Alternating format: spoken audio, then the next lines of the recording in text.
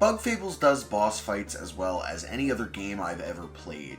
Whether it's from their interesting designs or kick-ass themes, these bosses all bring something unique to the table to give you a variety of experiences and a fair amount of challenge. With over 25 different fights between mini and regular bosses, there is no shortage of enemies that want to take you down, and today I'm going to count down which bosses make my top 10. Number 10, the Spider.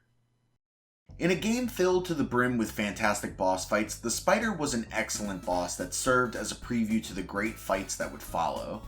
It feels so satisfying to defeat this monster after having to run from it earlier in the game, and I love how happy and relieved Team Snakemouth are to take the Spider down. Although slightly frightening, the Spider itself isn't that interesting in design or attacks, but he does have one banger of a theme, and he helps unite Team Snakemouth together, and that's why he sits at number 10 on my list. Number 9, Dune Scorpion. Surprising you with fights is one thing Bug Fables does very well, and in that regard, the Dune Scorpion may have been the most surprising. After finally getting the keys for the ancient castle, you're cut off unexpectedly by this massive scorpion who attacks you immediately, and while you ultimately defeat him, he gets the last laugh by impaling Leaf with his claw. This leads into one of the most memorable cutscenes in the game that hints at Leaf's past and, for a brief moment, makes you think your friend may have died. Pretty good for a random mini-boss. Number 8, Callie and Kabu. You never know when you are going to run into a fight while doing a side quest, as evidenced by the side quest's stolen item. By the time you do this quest, you've likely done other delivery-esque quests that are simple transactions usually resulting in a medal or a lore book. So when you deliver the stolen silk found in the bandit's hideout to Callie, you do not expect her to take control of Kabu's body and attack Leaf and V. Definitely one of the coolest concepts, as you get to take on one of your teammates. Callie and Kabu are a fairly difficult battle if you don't focus on taking Callie out quickly. She can attack on her own, but can buff Kabu's attack and defense, as well as revive him if he gets down, making the strategy a little straightforward, but fun nonetheless. Number 7, the Beast. In addition to great music, writing, and combat, Bug Fables also does cinematic moments as well as any other game. The Beast stands out for that reason because the emotional impact of Kabu's last stand is a shining moment of this game. The Beast itself also lives up to its name, being terrifyingly huge, powerful, and fast. You instantly understand why Kabu's previous teammates fell to this creature, and to see him take a stand when V and Leaf go down is as anime a moment as you could ask for. Also, did I mention that the theme for this boss absolutely rips? Because it may be my favorite in the game. Number 6, the Watcher. One of the more fascinating aspects of Bug Fables is the lore surrounding the world of Bugaria and the technology its citizens use. As the game goes on, you learn that the Roaches were an advanced civilization that seemingly vanished, leaving behind traces of their superior intelligence. They are built up as creatures to be revered, so when you encounter one for the first time at the end of Chapter 4, it feels like a big deal. The Watcher himself has an epic entrance, a wicked theme, and a mysterious, intimidating design. His attacks hit hard, his ice attacks are devastating, and as a result, he was the first main boss in the game to kill me. I also appreciate that in addition to finding the next artifact, you also find the peculiar gem, allowing you to play the best side quest in the game. Number 5, the Wasp King. I've decided to group the Wasp King and the Everlasting King as one because of the fact that you fight these two back to back. The Wasp King is awesome enough by himself, hitting hard with his axe and fire attacks, as well as being buffed with over 100 HP in hard mode. But when he transforms into the Everlasting King, he jumps to a new level. Sporting 3 phases and a truly remarkable final boss theme, the Everlasting King is no joke. He can do 10 plus damage in one turn, essentially one-shotting an ally or bringing them into danger. He can revive his health back to full between phases, and while in the air, he can throw his axe for massive damage. I also love that from one form to the next, he has a bit of a Super Saiyan-esque transformation, floating in the air with this powerful aura surrounding the fight. The whole fight has an appropriately epic feel, and seeing what becomes of the Wasp King after all the trouble he has caused is only too sweet. Number 4. Mother Chomper. In Bug Fables, Chompers are pretty basic enemies that you'll encounter fairly early in the game.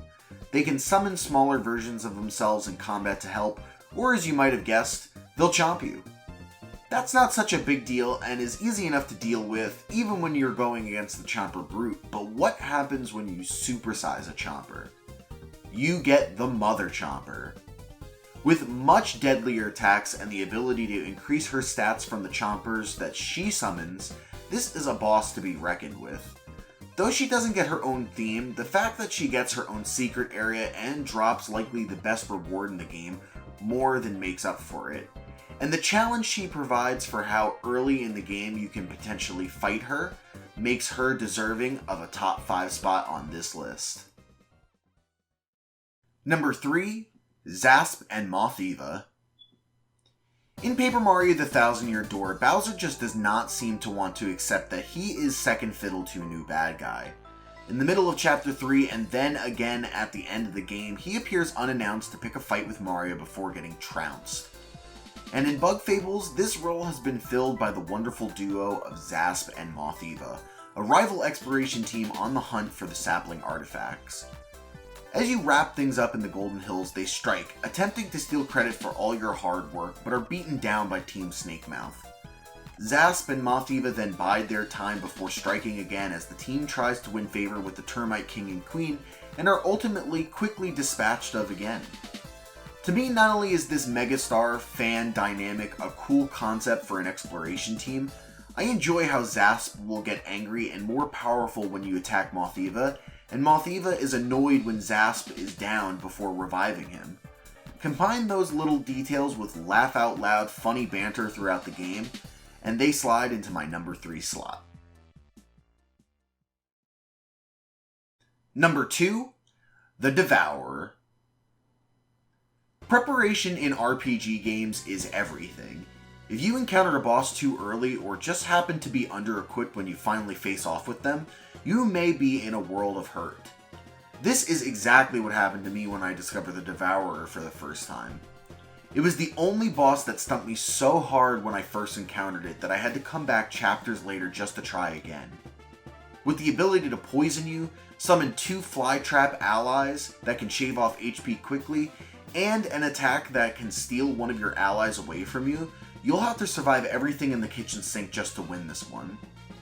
I also give points because this is a genuinely terrifying creature to imagine, and the thought of being swallowed by a gigantic Venus flytrap is horrifying. The only saving grace is the low HP of this monster, so if you are able to survive the gauntlet of attacks thrown at you, it only takes a few big hits to take it down. Number 1. Monsieur Scarlet. Monsieur Scarlet is almost everything that I want out of a boss. He provides a challenge as a mini-boss equal to or greater than some of the chapter bosses. His quest is interesting and it quickly establishes him as both an elusive and powerful enemy. His design is unique, complementing both his name and his attacks, and the reward you get for beating him is unique and useful. The only thing he's missing is his own theme, and he'd check off every box I have for a phenomenal boss.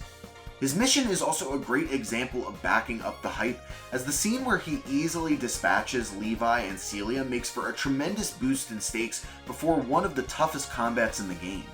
His epic quote and cool escape also earn him slightly more points than other bosses on this list can hope for, making him easily my number 1 pick. So there you have it, my list of Bug Fables' top 10 boss fights. There were so many excellent bosses to choose from in this game that some really awesome ones had to get left off the list. So if you have a favorite boss that I did not include on here, please tell me about it in the comment section below. And if you enjoyed this video, please consider giving it a like and subscribing, and stay tuned for more Bug Fables videos.